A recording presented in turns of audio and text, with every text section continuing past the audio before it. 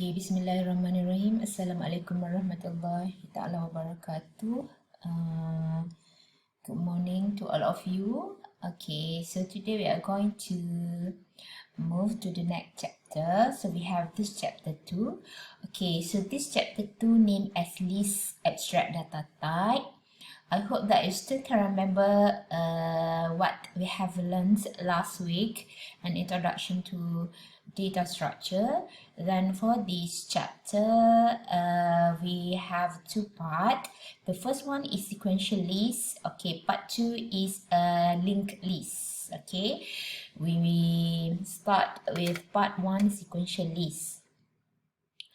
Okay, these are the overview of our chapter. We are going to have an introduction to list, sequential list, linked list and the other types of list lah.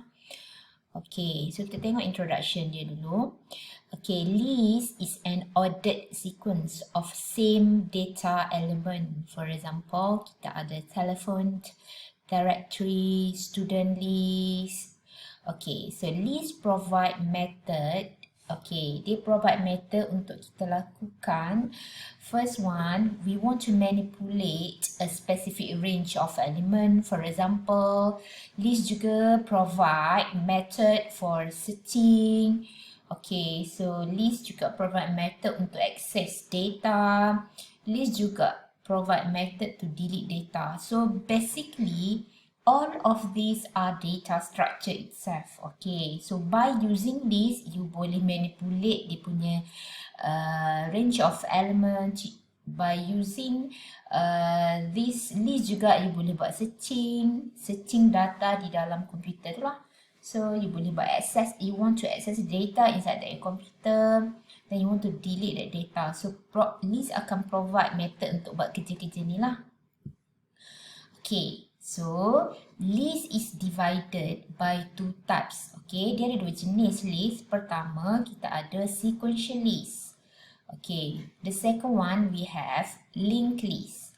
Okay, for this part, we are going to highlight this part 1 ni lah, sequential list. Okay, so part 2, we are going to go detail for this linked list. So, what is the main difference between these two types of lists? Okay, look at this sequential list. Okay, sequential list ni, nama lain juga kita panggil dia sebagai Arraylist. Okay, bukan array ya, Arraylist. Dia ada beza sikit dengan array. Tetapi, we want to show this sequential list. Okay, sequentially is using array structure. Okay, so do you still remember about array that you have learned last semester? Okay, so kalau yang you belajar array last semester, we know that array menggunakan index. Okay, index. Okay, same goes to this sequential list. Okay, dia lebih kurang adik-beradik lah macam dengan array. Macam mana? Disebabkan dia adik-beradik tu, dia menggunakan this array structure. Dia store elements in a contiguous memory.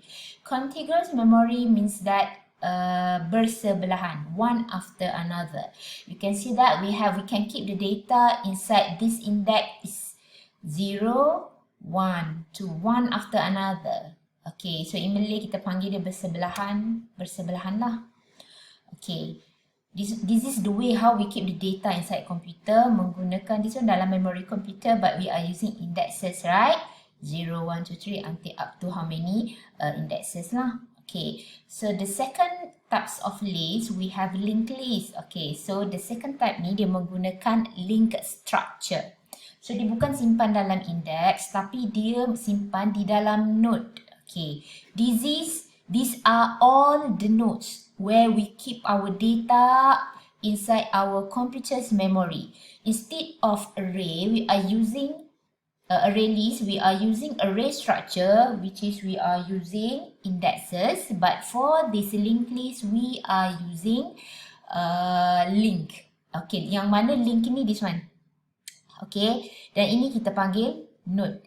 Okay, store element anywhere in memory and link by a reference or pointer. Okay, so since we know that what is the main difference between these two, okay, bila kita cakap dia simpan menggunakan sequential list or array list, dia menggunakan array structure, okay, which is we are using indexes. Dia punya data akan duduk bersebelahan as compared to linked list or linked structure. Dia punya element can be located anywhere in computer memory. For example, these we are going to go detail in the next part of this chapter lah, but I just want to show this one. Let's say this is our computer memory ni. Okay, so we can have the node here. Okay, node macam ni kan. Okay, so the next node can be here. The third node can be here. But how we can know this one is our first node, this one is our second node, this one is our third node. So we can link it using pointer. This one will be pointed to this. And the last one will be pointed to null. Okay, so we can see that the location of all these nodes can be located anywhere. Bukan semestinya, tidak semestinya bersebelahan dengan satu node dengan node yang lain. Okay, you can see that the difference between these two. Okay, itu perbezaan dia. Okay, we move to the next. Okay, tengok yang pertama, sequential list. Okay, sequential list contains a number of elements that is less than or equal to its capacity. Okay, so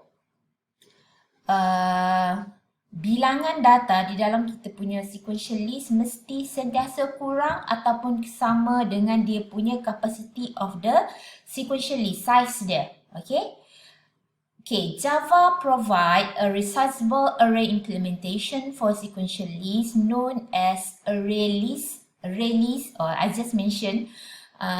Kita panggil dia juga sebagai array list lah. Okay, so this array list is dynamic data structure. What is dynamic application? What is dynamic application means that dia boleh shrink and grow based on user punya requirement. So dia nak masuk data banyak mana, so dia nak tambah data, so tak ada masalah. Kalau dalam array list as compared to array, dia punya size of that array is fixed, right? Okay, the advantages of using array list. Okay, appropriate data structure when the number of data is predictable, and another one is simple to sort. Okay, kenapa dia kata sorting can be done easily after all the data has been stored. Either you want to do ascending or descending order. Okay, nak buat susunan menaik atau menurun, so senang lah kalau if you are using array list. Okay, so look at this. Implementation of sequential list. So we are using array list. So either you can use array list or sequential list, benda sama. Tapi kalau saya biasa akan sebut array list lah. Array list dan sequential list benda sama lah. Okay. So array list ni, again, it is like array structure whose object can shrink and grow in response to a program storage requirement. Okay. Okay, as compared to array yang you belajar last semester, array tu adalah fixed size. Okay, tapi array list ni dia special sikit. Dia boleh membesar dan mengecil dia punya size of that array or index tu bergantung kepada users punya requirement atau program storage requirement. Okay, in Java, array list can be accessed from package java.util. If you still can remember, okay, so some of the method from Java, you cannot use it directly, right? You need to import it first. Kena import. Sebab itulah bila you nak start Java punya program, you kena buat import.java. Apa-apa J-shipping, for example, kalau yang guna sebelum ni kan. Okay, so sama lah ni juga.